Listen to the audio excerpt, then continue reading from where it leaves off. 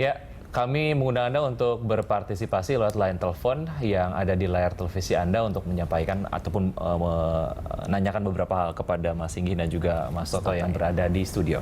Iya, Mas Toto, kalau misalnya kita lihat memang ini lucu sekali ketika kemudian yang akan berencana mengajukan judicial review tidak hanya teman Ahok, tapi juga dari KPU sendiri. Itu merupakan faktor yang mungkin kok bisa aturan yang harusnya mengatur KPU di judicial review oleh KPU sendiri seperti itu. Kita lihat juga kemudian ada gerakan cuti sehari yang diajukan oleh para pendukung Ahok yang sifatnya volunteer, tidak berdasarkan wadah parpol seperti itu. Itu sebetulnya dilihat dari fenomena-fenomena ini, pembelajaran politik apa sih seharusnya yang bisa kita ambil? Pertama, kalau KPU sebagai penyelenggara pemilu harus petikan pelajaran yang bisa diambil adalah menurut saya komunikasi dalam konteks pembuatan undang-undang masih sangat buruk. KPU kan ada juga sebetulnya dalam proses pembuatan undang-undang, dalam pemberian draft akademik dan segala macam, kok sampai kemudian ada perbedaan pendapat, ada miss antara yang akan menyelenggarakan dengan yang membuat aturan. Walaupun setahu saya yang paling mengganggu KPU itu bukan aturan di pasal 48 tadi, tapi di pasal 9A yang mengatakan bahwa dalam proses pembuatan PKPU, peraturan KPU, mereka harus mengikuti RDP, rapat dengar pendapat dengan DPR, yang sifatnya mengikat. Artinya keleluasaan untuk menafsirkan undang-undang ke dalam bentuk peraturan, itu sekarang bahkan diatur tetap harus minta izin dulu terhadap DPR, dan apa yang diputuskan DPR itu mengikat. Ini yang membuat KPU semakin sulit bergerak. Itu yang setahu saya dalam komunikasi saya dengan KPU itu yang paling mengganggu kerja mereka ya, selain beberapa aturan teknis tadi. Yang kedua, dalam konteks cuti sehari, saya pikir ini bentuk tanda kutip ya, protes atau perlawanan yang memang bisa dilakukan oleh warga.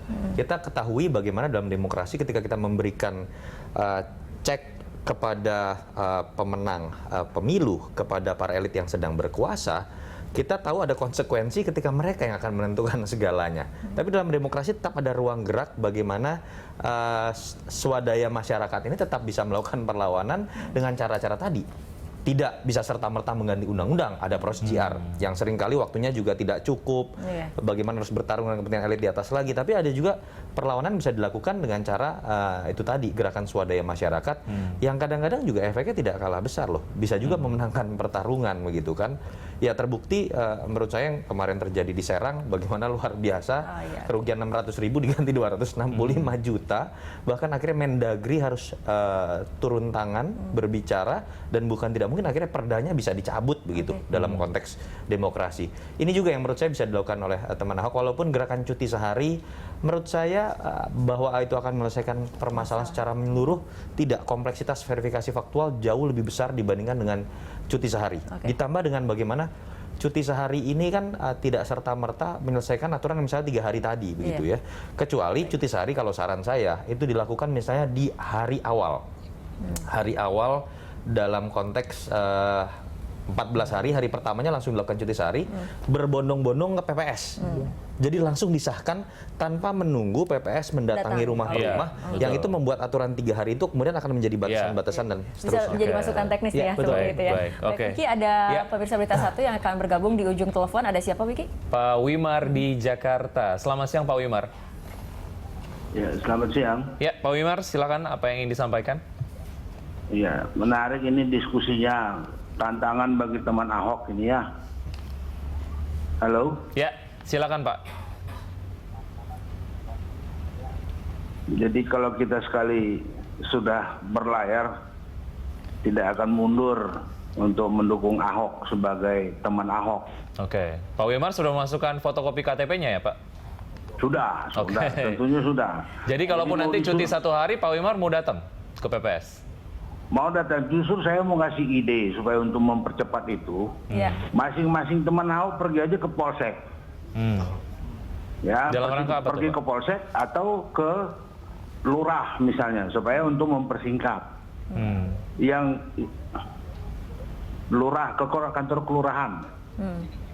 Ya, untuk mempersingkat apa Pak Wimar maksudnya? Untuk memverifikasi tadi, nanti dikasih tahu aja dari teman Ahok, pengurusnya, bagaimana model verifikasi yang dimaui oleh KPUD itu atau KPU. Baik. Jadi kita semua udah bisa bergerak sebelum hari hanya. Jadi mau 3 hari, mau 1 jam dia bikin, kita udah selesai.